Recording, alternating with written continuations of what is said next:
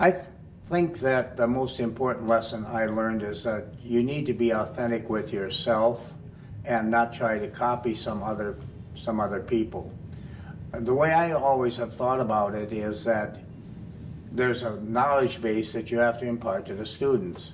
That knowledge base, no matter what, is roughly the same. How you impart it is your decision. And you don't follow around other people and say, well, they're doing it the way they are. You have to do it, you have to find yourself in the question you've asked. And there are people that do it all different ways.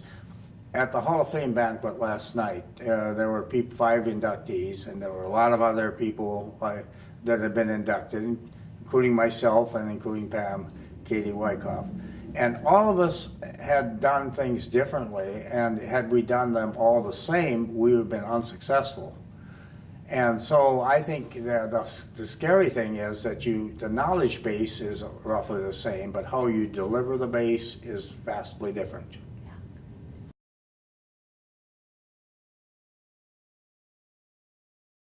Oh, goodness gracious, I don't really know what it was. I'll tell you a story and then you maybe can figure out what it is. When I was a young coach, I thought, I need to find a role model for myself. And there was an older coach in South Dakota, his name was D.C. Reuter. And he was a kind of legend in the state, and he was on the last few years of his career. And he would go, and the tournament would start. He never judged any events, or rarely did. And he would sit in some chair along the way over there, and I was running around, scurrying around, always standing outside the room where the debaters were, waiting to come out, trying to find some little piece of knowledge that would be affirmative or negative about what was happening. And he was just sitting there smoking his pipe very, very calmly. And I thought to myself after about the middle of the year, you know, you look like a fool, Roberts, running around trying to find out this information about how your team is doing. Maybe a judge will just slip up on a comment and say, good job with your team or something. And he's sitting over there and his team is doing better than yours for the most part. And so I learned to just back off and relax and not become pushy about being a coach. And it wasn't advice that somebody gave me. I suspect somebody had given it to me. But it was what I observed, and so but I think any young coach goes around and tries to figure out what they can beg, borrow, and steal. And you have to figure out, like the answer to the first question, what it is that is really you, not somebody else. And then that's the hard part.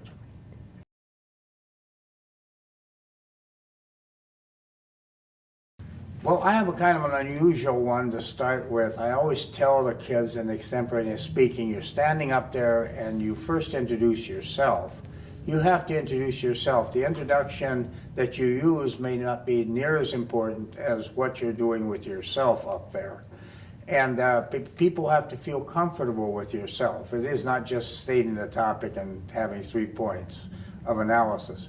You got to come across as a kind of a friend, a sort of a political answer to this question. So the first thing I try to get them to do is always just relax and do smiling. You don't need to tell big jokes, but just smile and be warm, and people say, that's the kind of kid I would really like to get to know. And then when you start the question and your answer, everything is a lot easier because they're smiling at you. That to me was a very big tip. I never was one to want to just pile one piece of evidence on another piece of evidence, see how many Wall Street journals and New York Times and Atlantic monthlies you could quote and how fast you could do it, even if you were accurate on the dates and everything, but to rather be more selective to the evidence. I liked a lot of anecdotal stuff, especially with economic topics. Tell stories. You know, anecdotal stories of common people in the grips of questions that the extemp topic raised, you know, about the gross national product and how did that affect the common ordinary person out here, what decisions of the Federal Reserve, how they affect ordinary people in the grocery store and so forth. those I think connect to audiences. So I was kind of a homey teacher of extemporaneous speaking.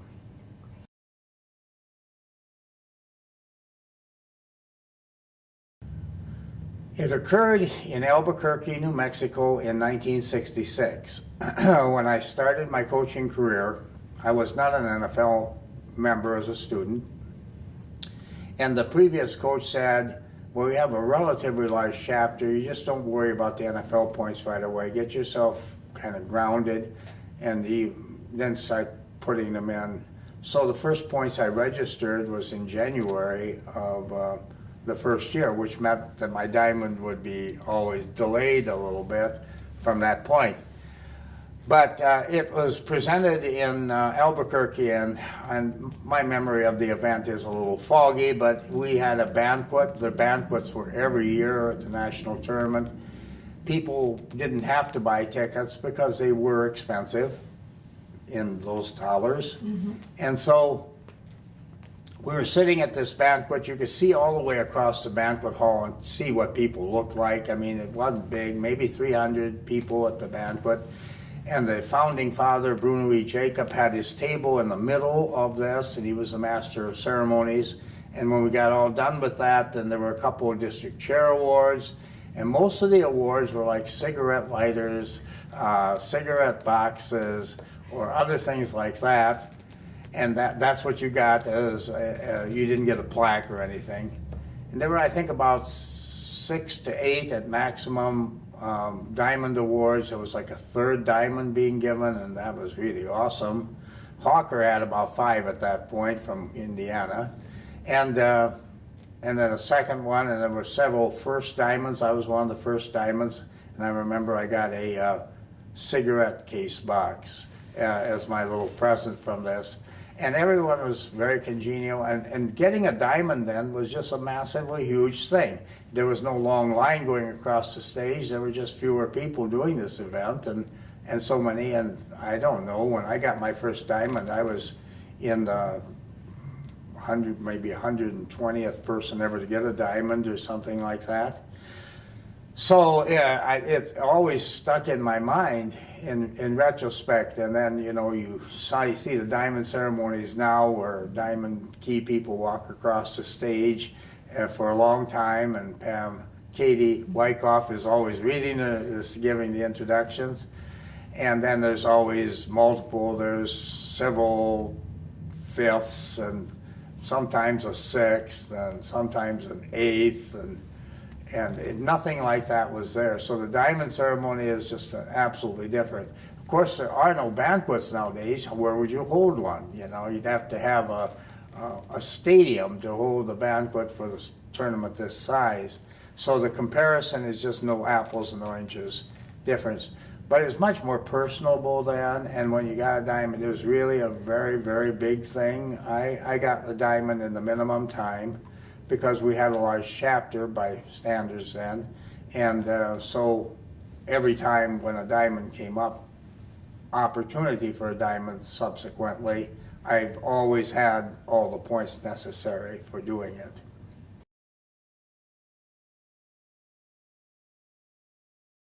The NFL made a big deal out of it. You know, you get a little bit embarrassed about things like this yourself. It was in Dallas, Texas in 2011 that I got the 10th diamond at an event here. And it was the first 10th diamond ever given, and so therefore they made it kind of a big deal. But I had the first 9th diamond also ever given, so they were making a big deal. And I said, why don't you just make a little less of a deal? And they refused to do that. I remember the 10th diamond very, very well, because there were some other things like the whole ceremony about renaming the awards and that were just off the wall for me on that. I consider myself awfully blessed that things like that happened to me. Winning a diamond award,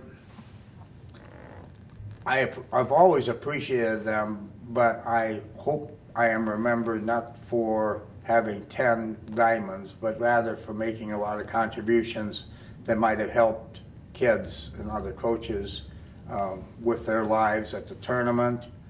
So it's a very big deal, it's a bigger deal, I think, to some members of the NFL than it is maybe to me.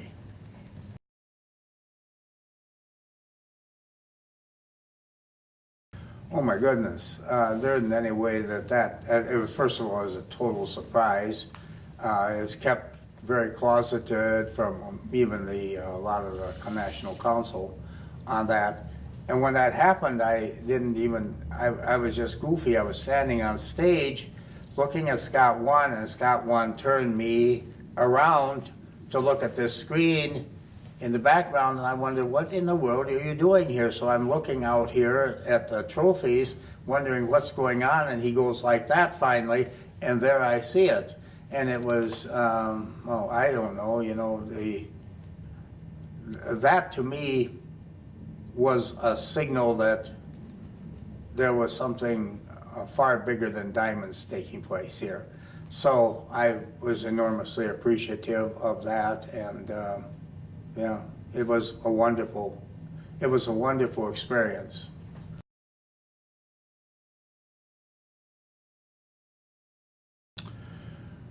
Well, for a lot of nationals, there was, I started the ombudsman process with the idea that we needed to make the national tournament less of a mystery.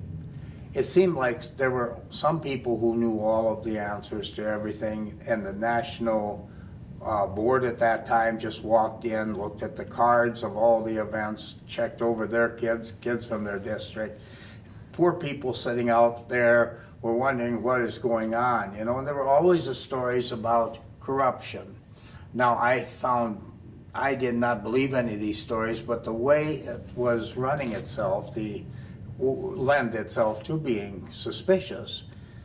So I said, we need to create a position that has the authority to just demystify the national tournament, provide ordinary people access. So if you came to me and said, this was a really strange circumstance in this last round, and you cited a circumstance in the last round, I could go and check the ballots and see if there was mentioned, or then we created a protest mechanism.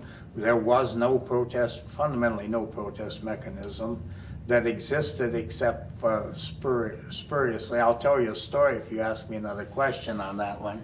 And so it was a strange thing. So I was thinking about it, what would I call this? And I recalled that there was a Swedish system called ombudsman, and that they used it to give access of ordinary people to the government of the country. And I said, well, we have a term for that. Of course, no one was familiar, so there was a lot of humor about the term.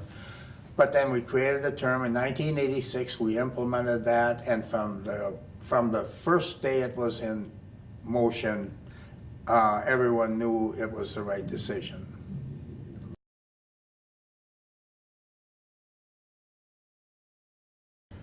Well, I think being on the council was a very transition experience. I became elected to the council in 1980, and I went off in 2004. A lot of changes took place in the organization. We went from 2 terms to 4-year terms, created a different system so people weren't always running for re-election to the board. I think that was a good move. That was my suggestion, that we do that. And of course, there was a difficulty on how we divided between who was running one time and who was running the other time. But when I first came on the board, what was really interesting about it is that, and again, it resembled the old days. Phyllis Flory Barton, who is one of the most famous coaches in the history of NFL, and I came on the board at the same time. We went to the summer board meeting at that time. It always took place right before Nationals. And we sat in a little table in the corner, not even close to the table, and then the board sat over here. We were never asked to give any information. We just sat at this little table in the corner, and now people that are coming on the board, maybe they're not officially on in July yet, always sit at the table, and people treat them like a regular human being. But here we were back at the corner, and we thought it was kind of humiliating, and both of us said that we need to change the culture of the organization at that point. So both of us made it a very big point that was in 1980, and then when we had elections in 1982, and some new board members came on, we insisted they be at the table and sit with other people, not like lepers in the corner. So there were little cultural things, and I had a lot of help from other board members to help that transition, and change. And then when Jim Copeland became president of the organization, a lot of people thought that we were in for some rocky times because of his personality. I thought that he would be the ideal man to lead us at that point. And he continued the openness. And that was very ironic to a lot of people who didn't think that would ever happen, that he would continue being having such an openness to it. Of course, we went through a crisis in the NFL in the mid-'80s.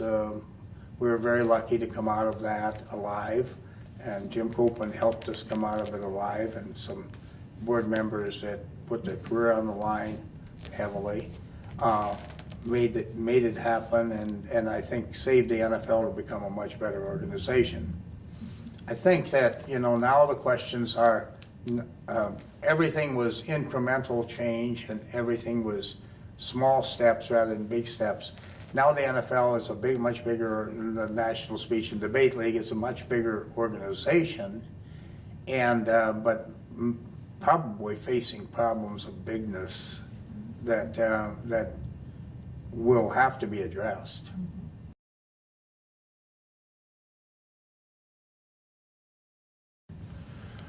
Well, in 1983, we created a conference on the future of debate. And that was held in Kansas City. And it was, of course, at that time, fundamentally addressed to policy debate only. And then nothing really happened there, but a lot of people had an opportunity to vent their feelings. And there were huge divisions, and it seemed that it didn't hurt anything. So then members on the board, Frank Cifera, particularly myself, said we need a conference on subjects other than this. Well, an ideal circumstance was when we had a transition in the NFL, when we went from we thought, a very healthy economic profile to being bankrupt, that we needed a new invigoration. So we started these conferences. They have continued in different names.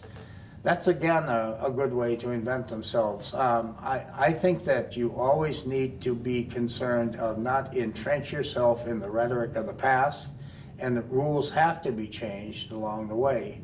I've always felt that about the United States of America, too, that Madison, suggested that every 20 years we have a new constitutional convention because the Constitution would go out of date.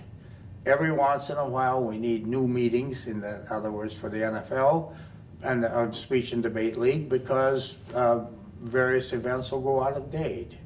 So, and new events come in. And look at how many new events, some supplementary, some consolation, some main events that have come in the experience of all of us sitting in this room right now.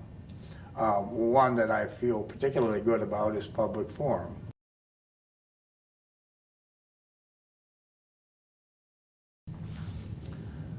Well, I had become concerned that policy debate was pricing itself out in many ways beyond money, of being of the same interest to students. And that we kept growing as a country, and we kept wanting to grow as a league, and that we needed another debate event that gave an alternative, a team event, I felt, that gave an alternative and to draw and attract different people than ever would be attracted to it. I brought it up to the board, and when you're not talking about anything, it's kind of like voting for mom and apple pie. So the vote was 9-0 to explore this. I was made chairman of the group to explore it. But then it became clear that there were vested interests that didn't want to explore it. So I sent a lot of emails out about ideas and send them back, and pretty quick I was talking to myself. And so I went to Jim Copeland and I said, Jim, I'm not getting responses back from board members. And he said, well, they surely have had the right, you keep sending these out. He said, so go for it. So there I did. And for mostly working by myself, but with a lot of bouncing everything off Copeland. This event came into being and was made known to the public in 1993 or 2003 at the Atlanta, the Charlotte convention of the national tournament, and it turned out to be. I had some ideas that I felt a team event was critical. Some people wanted it to be a single person event like LD was. I felt that judges that weren't professionals was critical to it. The topic changing every time was critical to it, and the length was critical to it. So I tried to hold the line on those things. And it was funny because the first year we invented it, then there was a smaller, every district could have one team in the national tournament. I did all the topics. I did the topics for every month, and people thought there was a committee doing them. But this was off the seat of your pants, and then it became an event, and now it has its own constituency. And if you take a look at all of the foreign schools, international schools that are here, it makes me feel very good about having a role in it.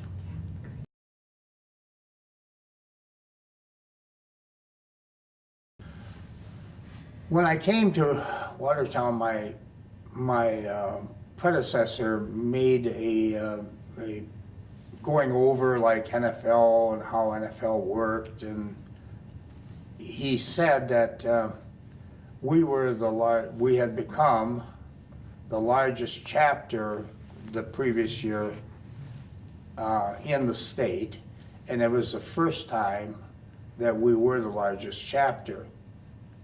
And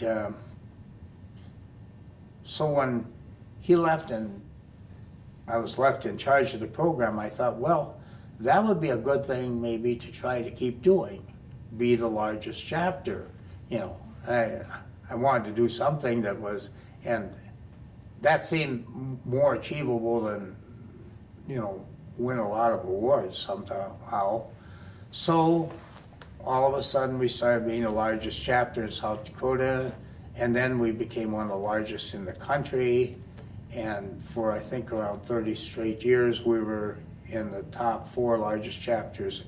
Only once number 1, but we were way up there with the big boys. And so that became a kind of it was not the primary goal, but it was a goal because I always believed that if, in a sort of a way, if it was good for a few elitist students, it might be good for a few that weren't quite as elite. And over the years, as I'm sure every coach has had, people come back and say, you probably don't remember me because I never went to nationals or never won any major awards, but the activity was just wonderful for me and assisted me in every way about my career. All coaches have a lot of that. And it does remind us that we should stay grounded in the people that we serve and not become overly enthralled only with the people who have special gifts. They'll do well without us.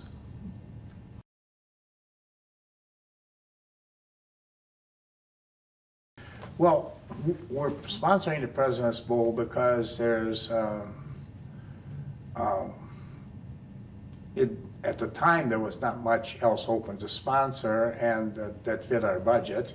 So that's the reason why we're sponsoring things in the NFL, and we'll continue doing that. We have in motion a long-term plan on that. that it's just because the organization has meant so much to us. My whole code of being is involved in the friends I've made and in this organization. I would have a whole different esteem level of myself had I not had all of the people helping me along the way that were so good, and that includes the students that did so much. It's a way to just simply pay yourself forward.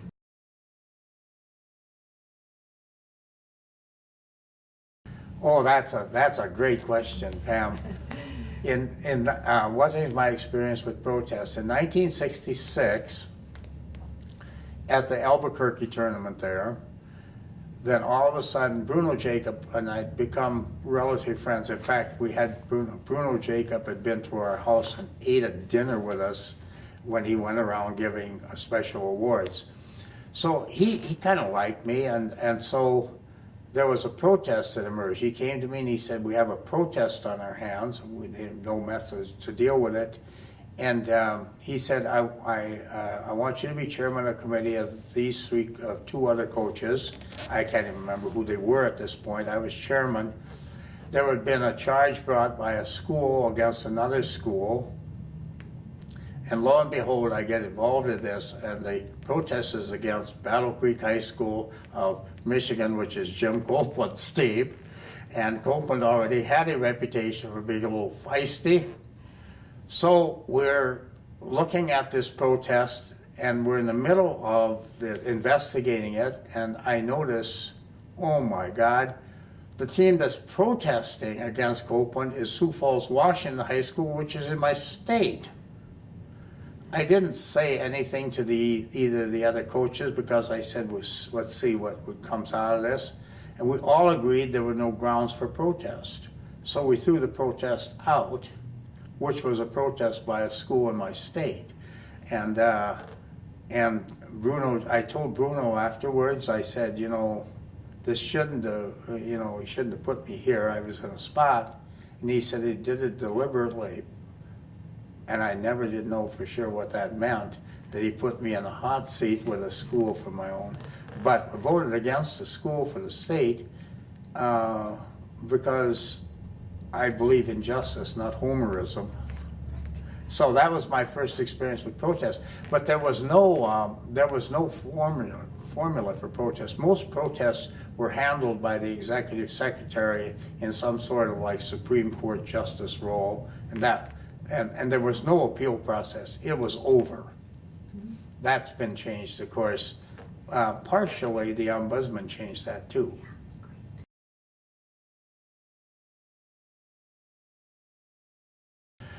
Attending my first national tournament, I was kind of taken under the wing of a coach from South St. Paul named R.J. Happy. He took me around, and I followed him more or less around the coach's lounge. He introduced me to Carmendale Fernandez, and then we became very good friends from that point on. So he just made me feel very comfortable. I didn't know a soul other than that there were a couple of schools from South Dakota, and I didn't know anybody. So I had a big advantage. I had a nationally recognized coach who, at the time, was probably as dominant a coach in the United States. Unfortunately, has never been put in the Hall of Fame. That's another story. But he took it around and introduced me to everybody. I met J.W. Patterson there. J.W. and I became friends from that point on. He looked like John Kennedy to me. And Carmendale Fernandez. And so my career was just magnificently launched because all these people that were so important, now they just treated me like I was an ordinary friend, even though I was younger than they were and everything.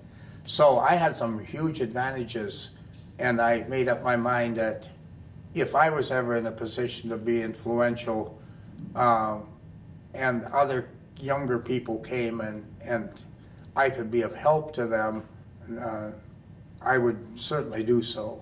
I don't know if that's ever been the case. I've tried hard to do that.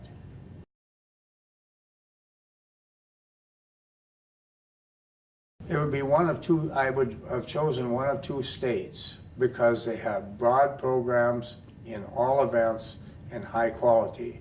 The two states I would have chosen were Indiana and Missouri. And because they are pretty well grounded, the debate teams in policy have always been a little bit more conservative than the rest of the nation. They both embrace public forum immediately, and both of them have very big programs and high quality programs. I've admired those two states a great deal.